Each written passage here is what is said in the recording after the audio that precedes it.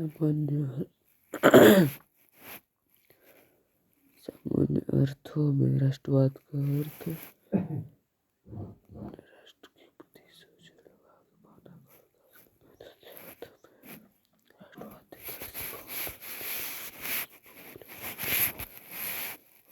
सामाजिक परिवेश में रहने वाले लोगों व्यक्ति का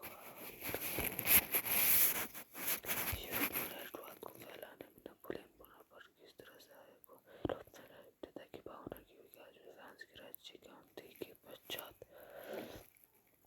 नेपोलियन के आक्रमणों ने महत्वपूर्ण योगदान दिया। फ्रांसीसी क्रांति ने राजनीति को अभिजात्यवाद को साधारण की वस्तु बना दिया। यूरोप में कई राज्यों में नेपोलियन के अभियानों द्वारा नए युग का संदेश पहुंचा। भौगोलिक नाम की परिधि से बाहर कर उसे राजनीतिक भूमिका बना हिटलर जर्मनी के कर्ल मार्क्स सुधारवादी नीतियों के कारण फ्रांसीसी प्रभुत्व और विरोधी यूरोप में देशभक्ति जोखिम की जगह। तीसरा, 1830 की जुलाई क्रांति का प्रभाव क्या पड़ा। 1830 की जुलाई क्रांति के परिणामस्वरूप फ्रांस में निरंकुश राष्ट्रवादी के स्थान संवैधानिक गणतंत्र ने ले लिया। इस तरह फ्रांसीसी क्रांति के सिद्धांतों को पुनः जीवित किया तथा फ्रांस में उदारवादी मध्यम वर्ग राजनीति को महत्व बढ़ा दिया। 1848 में फ्रांसीसी क्रांति के क्या कारण थे। 1830 की क्रांति के बाद लुई फिलिप फ्रांस का राजा बना। उसने अपने विरोधियों को खुश करने के लिए थोड़ी मध्यम वर्गीय नीति का अवलंबन करते हुए 1840 में गीजो को प्रधानमंत्री नियुक्त किया, जो कट्टर प्रतिक्रियावादी था और किसी भी तरह के वैधानिक समाजवादी और आर्थिक सुधार के विरुद्ध था। फिलिप के पास कोई सुधारात्मक कार्यक्रम नहीं था और न ही उसे विदेश नीति में कोई सफलता हासिल हो रही थी। उसके शासनकाल में देश में भूखमरी एवं बेरोजगारी व्याप्त हो गई। सुधारवादियों ने 22 फरवरी 1848 को पेरिस में त्रियस के नेतृत्व में एक विशाल भोज का आयोजन किया। राजा ने इस पर रोक लगा दी, अतः पेरिस में विरोध प्रदर्शन हुए और जुलूस निकाले गए। इस पर पुलिस ने गोली चला दी, जिसमें अनेक लोग मारे गए। अतः दमनकारी नीति अपनाए जाने के कारण 1848 की क्रांति आरंभ हुई।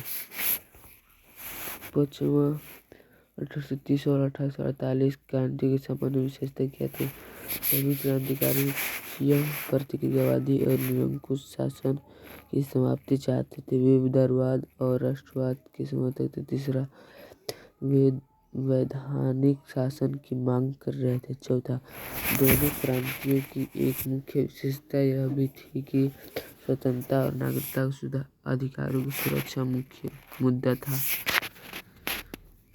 छठवां, बिस्मार्क के कार्यों की चर्चा का जर्मनी के एकीकरण की बिस्मार्क की महत्वपूर्ण भूमिका है। वह विख्यात राष्ट्रवादी और कूटनीतिक थे। फ्रैंकफर्ट संसद में उसने भाग लिया। वे रूस और फ्रांस में राजदूत भी रहे। 1862 में वह प्रशा का चांसलर बना। सर्वप्रथम बिस्मार्क ने प्रशा की आर्थिक और सैनिक शक्ति सदस्य की प्रस्ताव। उसने डेनमार्क 1864, ऑस्ट्रिया 1866, सेडोवा का युद्ध तथा फ्रांस 1870 सेडान का युद्ध को पराजित कर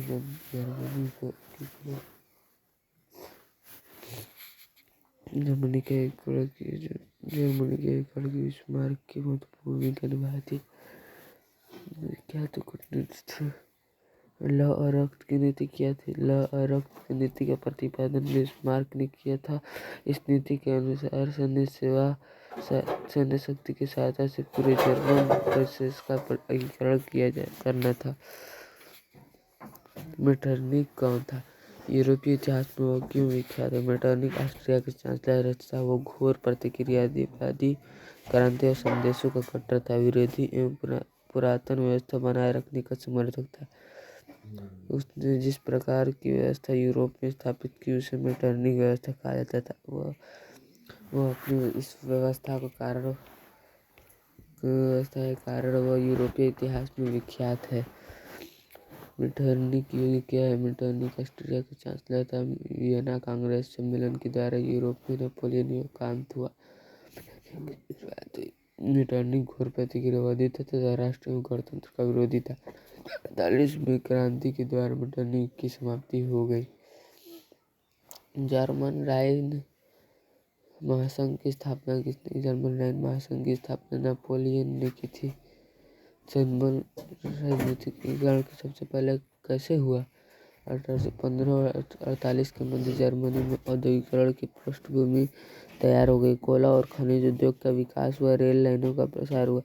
1834 में प्रशा की पहल पर जलवेराइन शुल्क संघ की स्थापना हुई। इस प्रकार जर्मनी के राजनीतिक एकीकरण के पहले आर्थिक एकीकरण हुआ। जर्मनी के एकीकरण की बाधाएं क्या थी? जर्मनी के एकीकरण की निम्नलिखित बाधाएं थी। पहले, जर्मनी में लगभग 300 छोटे बड़े क्षेत्र थे जिसमें राज्य।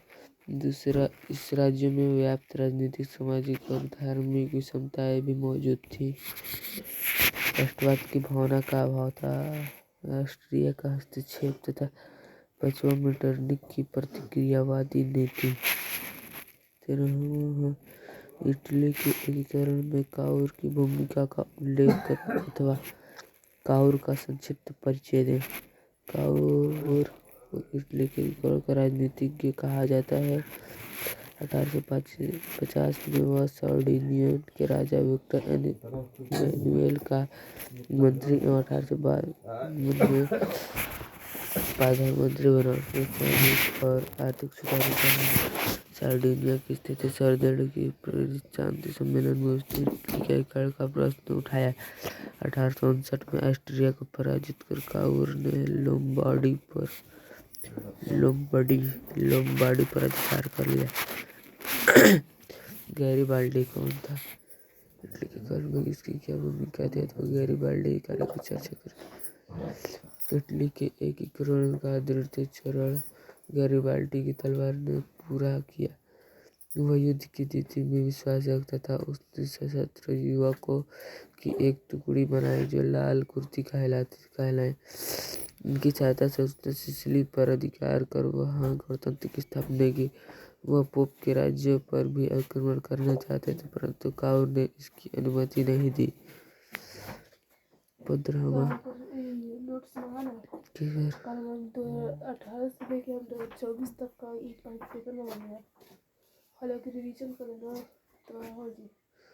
चर्चिस्ट आंदोलन किस देश में हुआ?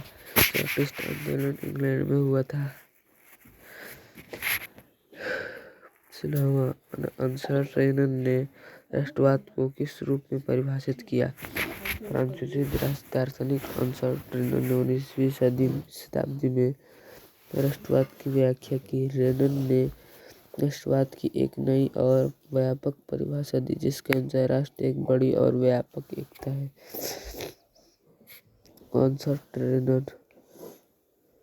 वियना कांग्रेस में फ्रांस के किस राज्यमंत्र की पुनर्स्थापना की गई? वियना कांग्रेस 1815 द्वारा फ्रांस में बूढ़े राजवंश की पुनर्स्थापना की गई। हंगरी के राष्ट्रीय आंदोलन में कोसुत के योगदान का वर्णन करें। हंगरी में राष्ट्रीय आंदोलन का नेतृत्व कोसुत तथा फ्रांसीसी ड्रिक ने किया।